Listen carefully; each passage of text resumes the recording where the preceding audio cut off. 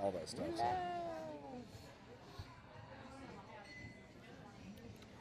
Good afternoon. Good afternoon. Play some music while we're waiting on people to log on. I feel like there's something I'm forgetting. Intelligence. I lost that a while ago.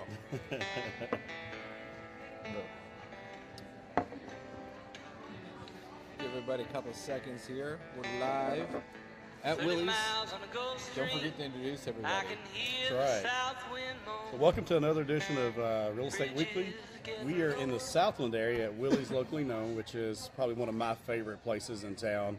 Having some of these blackberry habanero wings right now, it's probably my favorite. But got Geoff, Jason, Geoff, Eli, and we actually got Wilson, the owner of Willie's, and thanks for joining us today, Wilson. Happy to be here. So, how's business going? Oh, great. It's been great. We've had a wonderful winter, and we're looking forward to spring, getting the patio open. If it ever happens, I mean. Well, you're not supposed to get snow this weekend, right? Yeah, I know. It's taking its time getting here, but I think it usually does. By the end of Keeneland, normally it's rolling pretty well. Friday's opening day, right? Yes. Y'all, like your business usually picks up quite a bit in the evenings after. Oh yeah, for sure. Yeah. And then also for tailgating, we've got a lot of, we cater a lot of tailgates, and we have different packages and things that people can come and take advantage of. So nice. We try to make it easy for folks, because that's, it's just a lot of fun. So. Yeah. So you guys do packaging, like pre-ordered food that you send out for yeah, absolutely. We've got what I call the Keenelander, which feeds 4 to 6, a typical tailgate size.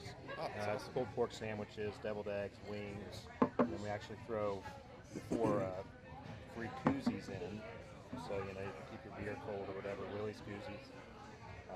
And it's just $39, so you can get it done for $10 a head. And, your deviled eggs are a little different. Yeah, we smoke them. Yeah. So it's the first time I had those, I was like, man, this is awesome. So we won the best overall vegetarian dish at Crave Food Festival for those. Oh, really? Yeah. Yeah, that's great. A couple of years ago when we participated, and yeah, I mean it's just kind of a classic Southern style deviled egg with a little twist. It's nice. Yeah, I think I live down the street. I live on Suburban Court, and Geoff lives 2 blocks up. I live on Holly Hill. Holly Hill. Willie's is one of those neighborhood places that is. I feel like you're bigger than the neighborhood. I mean, you guys are so like.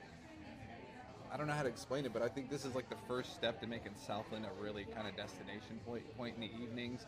And I think Marika's being there. Maybe if one other place can come, and then this becomes like almost like a distillery district. And I can, the market itself here is skyrocketing. I don't know if you know that, but it is. I've heard that the homes are moving really fast. Geoff just said this morning he had a deal go through in an hour or something. Yeah, it's. And that's exciting. I mean, the neighbors are so wonderful around here. I mean, and that's what we've really just been welcomed with open arms. And you're right. I mean, I think that Southland Drive corridor is happening. It's an area that has a lot of history. Yeah. But it's exciting, some of the new things that are coming in and mixing with the standards of what's been here forever, places like Winchell's. Yeah. And you're right, maybe we get 1 or 2 more places, anything that brings people over and gets them excited to come to this side of town, I'm all for. Yeah, I mean, like I said, the real estate market has definitely changed in Southland over the last 6 or 7 years, and a lot of that has to do with a lot of these houses in this area the owners have been there since the early 50s when these houses were built. And you're starting to see a lot of changeover. And, granted, a lot of these places, they're due for a facelift. And, some of the ones that are being sold, I've done a lot of remodels. You've done remodels in here. Yeah. And we've really, brought some of the old houses back to life. And, like with Willie's moving here really helps, the whole Southland area. I mean, having a venue like yours here, it makes people want to live here because they've got places they can walk to with live music and great barbecue and all that stuff. So, Yeah, there's lots of exciting things. You know, they're going to redo the sidewalks and stuff in Southland, and they're wanting to make it where it's a nice Actual walking area. sidewalks. Yeah. Yeah, the goal with all that, and it's amazing the plans that they have. But the goal is to take Southland, which is one of the most, probably right now as it is, least pedestrian friendly areas Yes. of town, and they want to make it the most. So they're actually installing, art installations throughout the sort of trail-like sidewalk system that they're putting through. And I would expect construction to begin pretty soon. We just got some letters about the easements and things that they're doing in order to get going with all that. But that's just another thing that's exciting about what's going on. So I have a quick question. So a lot of people are watching, and if they were to come here, what are some upcoming events, some maybe music groups? Oh man, Hint, yeah. wink, wink. Oh yeah, well, I mean, we've got a big show coming up, the Commonwealth Band, of course. Oh yeah, we'll be here. They always pack the house, and it's a good time. I mean, you guys are. It's just always a good time show, So. What time does the music start? What night? Well, so we do about 4 or 5 shows a week. Typically, if it's a weeknight, the music will start at 8:30. If it's a weekend, typically about 9:30. That may vary a half an hour in one direction or the other, depending on kind of what we've got going on, how many acts are coming on any given night. What do we have worth seeing? I mean, what we try to do here is just book quality acts. Right. And, chances are maybe you haven't heard of a lot of them because a lot of them are up and coming, and you haven't heard of them because they're up and coming. But, so we try to find those folks, get them in here. And so, the answer to the question a lot of times is who's playing. Well, someone you've never heard of, but I guarantee you they're going to be good, Right. know. Yeah. And then we have other shows like the one tomorrow night. We've got Jim Lauderdale, Grammy winner, contributor to Dixie Chicks have covered his songs. He is pretty much royalty in the Americana scene, which is we sort of That's kind of your specialize. niche. That's our niche a little bit, yeah. Roots music, folk, so there's those types of shows too. Yeah. Another thing, and I need to mention this, is there's a band that's been around in Lexington for a while called See the Beat Dance Party, and that's Lee Carroll's band, and they've always been great, but they have recently reconfigured some things and written some new material that they debuted here about 6 weeks ago, and I'm telling you, this is a hot band. I mean, really, really up there. I'd expect to see them, and it's sort of designed to get on the festival touring circuit and do that kind of thing. So that's something, and that's Friday night. I'd highly recommend that. Oh, this Friday night. This Friday night. So you guys have Facebook page, website? Oh yeah, for sure. At Willie's Lex on Facebook, at Willie's Lex on Twitter, and Willie's _locally_ on Instagram. Yeah, another thing that really draws me here, besides it being beside my house and I can walk home after drinking a couple nice bourbons, is that you guys do a lot of stuff also to help the community. I saw that you offered lunch to any Fayette County teacher the other day. Well, we actually did it for all teachers. All teachers, right? Yeah. Somebody pointed out pretty quickly that hey, there's plenty of folks that live in Lexington that teach outside in other counties, and so we tried to quickly change that. But so it was, and we're not making a political stance, and I don't think that it's controversial to support teachers. Right. Teachers have affected everyone's life, and what they do and the sacrifices that they make to do what they do is important, regardless of what side of the fence you stand on. And so we thought that what happened was a little sketchy, the way that they did that, and a little disrespectful. They put it in the right bill, right? The sewage bill. Sewage bill, is that what I heard? Yeah.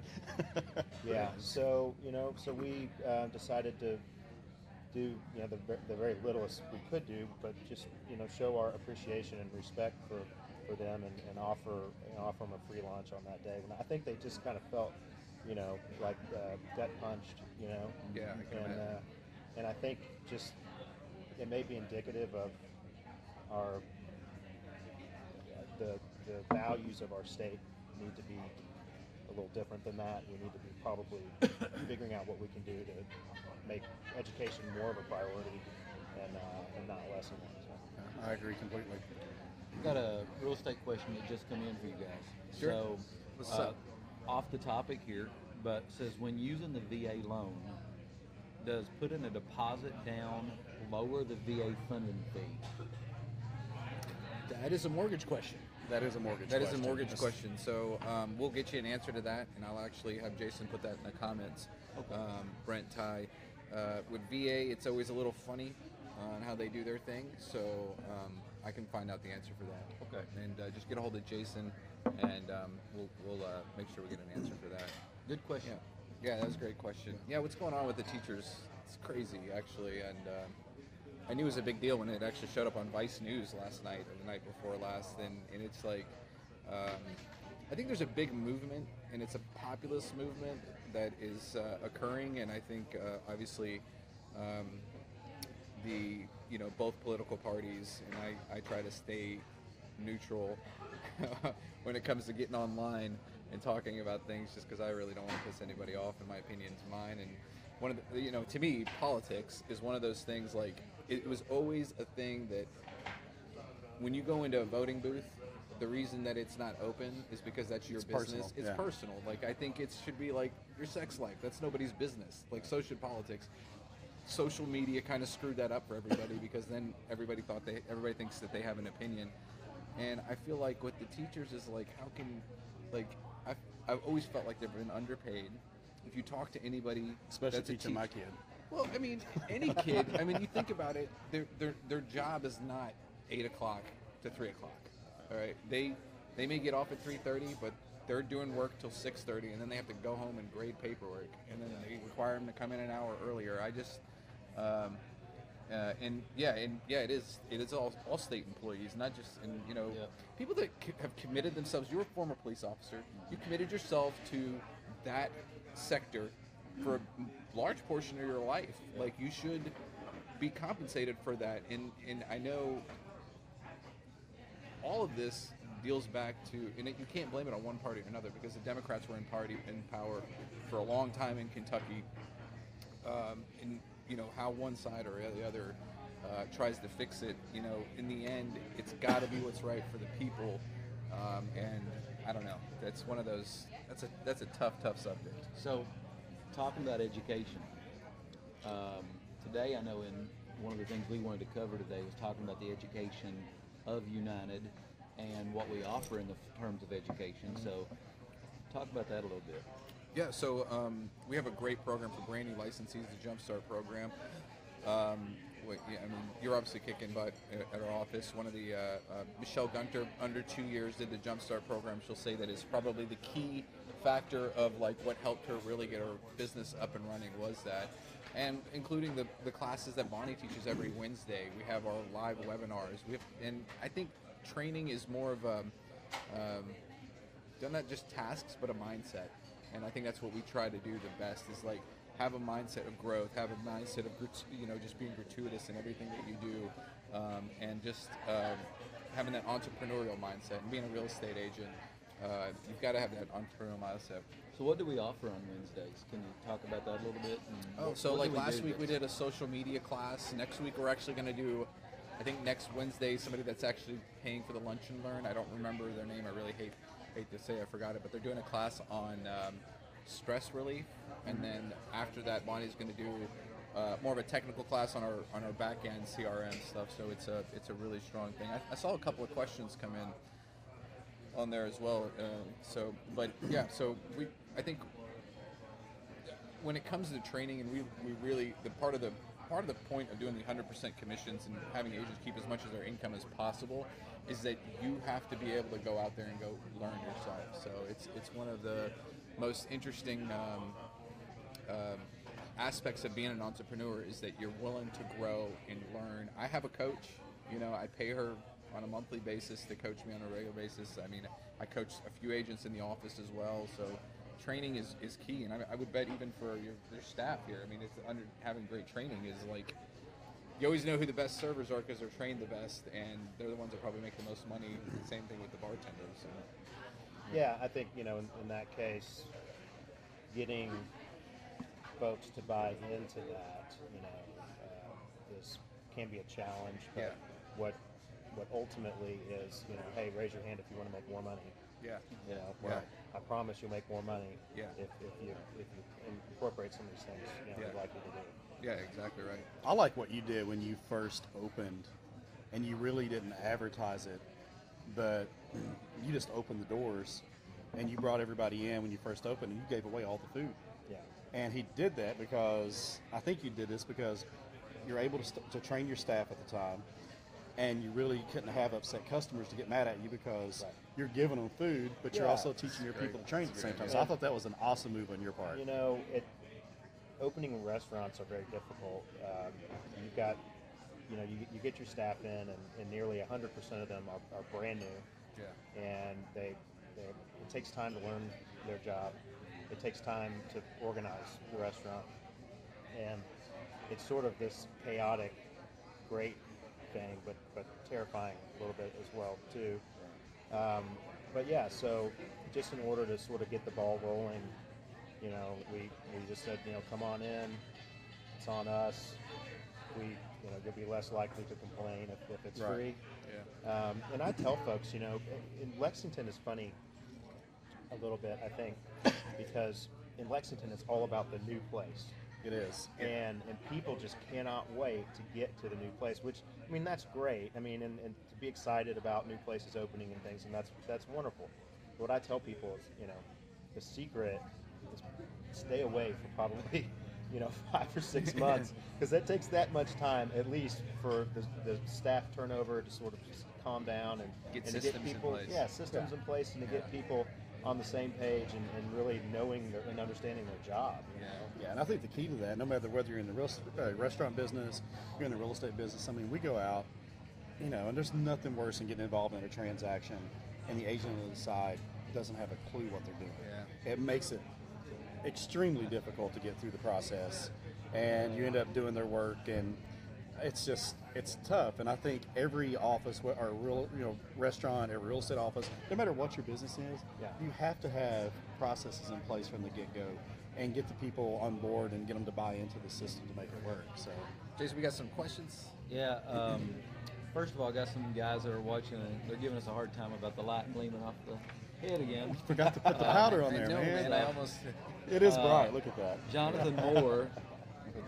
Jonathan Moore is asking, how does the seller's market look in northern Madison County, and how long do you estimate a house to stay on in the market in this area? He's got a very nice home up in that area. I talked to him about it. And then kind of piggybacking on that, Jason Rutherford said he's looking for a home. And then to follow it up, how's the market looking now for buyers? They said it was slimmer in March. What do you think, guys? Well, let me give you guys some overall numbers of just LBAR in general. Year to the end of February, there are actually 14% less listings available. So in February, let's actually just do cumulative to the end of February. Last year we had 2,600 listings. There's only 2,300 this year. So that means supply is down. And if you know basic economics, put a hat on. I wasn't ready for that. So if you know basic economics, when supply is down, when demand is high, and if you're asking here, how is it for buyers? It's tough right now. It's tough because if you finding a house in the price range that you want, unless you're over 450 or 650, it's hard to find a house that you're gonna like. You have to be ready to pull the trigger. It's not going to be perfect. I always do this thing where I ask them to put the 10 things that they want from a house that they're looking to buy, and I always say, if I can get you four of the 10, that may be a good thing. Back when the market was really wide open, I would say 8, but now you've got to look at 4 or 5 of the things that you really want from a house, and use that as like your barometer of purchasing the house. Besides picking out the neighborhood. So, in sales alone, there are 9% less sales than last year. And keep in mind, for the agents out there that were watching us, there are more real estate agents in the market than there were last year. We have almost 10% less inventory, probably 10% more agents. So it's a tough market for buyers to get exactly what they want. Now with sellers, as long as they're priced right, you'll get multiple offers and probably get a little bit more than asking price. I have someone that wants me to list their house pretty soon, and I told them, their argument was, well, the market's hot, let's just list it high and we'll work our way down. I think when the market's this hot, you list it right and it'll work its way up exactly on its own. And you just had, we were talking about Southland neighborhood. He just had a listing off Windsor, hit its appraisal. We can't talk about the closed price yet because it hasn't closed yet, but the appraisal hit. And how much a square foot? It's a lot. A lot? Like, was it over 160? Yeah. Over $160 a square foot. And the first time I bought a flip when you bought your house, which was burnt out, $60 a foot. Yeah. The first flip I bought in this neighborhood was $68, $72 a foot. We sold that one on Hillendale. We sold that one for over $310 at $145 a foot. So and stuff in here now. You're looking at, if it needs to be completely gutted, you're probably looking at $100 a foot, and stuff that's done nice is going anywhere now from $150 to $185 a foot, which is pretty phenomenal. And I know that's a little bit off on North Madison, but we can get it down to the neighborhood. Jason will be happy to help you figuring out the price values. But people can't afford to live in Lexington anymore. Now they're tending to move into Madison County, into Georgetown, into Nicholasville, Winchester, and Wilmore. And go back to our guy in northern Madison County. Absolutely. We should.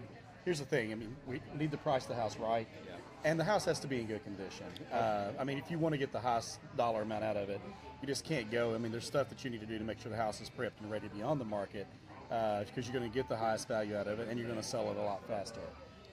One of the things that we're running into right now is, with low inventory, you're running into a lot of bad inspections. Yeah. Because there's a lot of properties that's on the market that aren't in the best condition, and you're starting to see a lot more releases from contracts for the simple fact that the house is, once you get into it and start looking at the the bones of it, there's a lot of issues, and people are backing out and they're holding off to buy.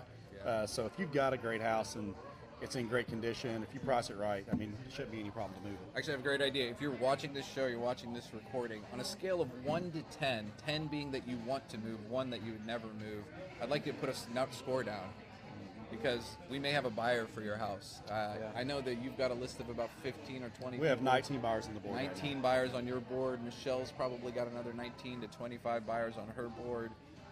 Jonathan's got some buyers on his board. There's just, everybody's got buyers. We don't have sellers. So rate, not saying 10 that you would sell it tomorrow, 1 that you have no interest in selling. I would be just interested where people are, and maybe we can make you move. And everybody that does put a rating number on there, if they want to move, we'll put all your guys' name in a drawing, and we're going to give you a $25 gift card to Willie's, so you can come here and have lunch next week. So make sure to do that. And please share and comment and like this. Thanks for hosting us, man. Yeah, I really appreciate it. We're right at the 30-minute mark, I think. If anybody has any more questions. What is the estimated price per square foot on a new build in Richmond? I don't know those numbers offhand, but we can get that to you. We can look those up in the office. I think somebody asked about days on the market. Days on the market have gone down. Let's see, where did that go? 10%. It was 70 days on the market was the average. Now it's down to 63. So that was another question I saw. Is there a particular range, price range, that is moving better than others? Or If you find anything 150 or below, it's gone. Okay. But honestly, right now, if it's probably 250 or below, it's not staying on the market very long at all. You get into 400 and 500s, they'll be on the market a little bit longer just because you have less buyers. Yeah. But anything that's in that under $300,000 range is moving pretty quickly. If it's priced right, if it's price, condition, and location. And this is the time of year, kind of the sweet spot to start listing, isn't it? Yeah. Yeah, it's always a good actually been time. wide It's always a good open. time to sell. Yeah. But this is going to be when you'll probably see the most activity. The websites start going crazy right now as far as traffic. So it's a good time to buy or sell. Well, thanks everybody for joining us. One more thing, let's do this. yeah. This is Autism Awareness Month. Oh yes. So we're big supporters of United Real Estate. We're all about supporting Autism have Speaks, announcements about that as and this is a huge month. This is Autism Awareness Month, and my band, the Commonwealth Band, we are playing here the 27th of this month. That's a Friday night, and ticket price is going to be $10 for that show, but we're going to donate part of those proceeds to Autism Speaks. So come out and check out the show. We're going to give part of our proceeds back to Autism Speaks for that month, and we'd love to have you guys come out to Willie's, have some good barbecue, drink some bourbon. That'd be great. And, Willie's like to contribute to that as well. Oh, that's great. Thanks, man. We'll Appreciate pick that. some in there. Yeah, All right, nice. yeah. Our goal is $7,000 this year. We have some T-shirts coming in that we're going to be selling for $20 a piece.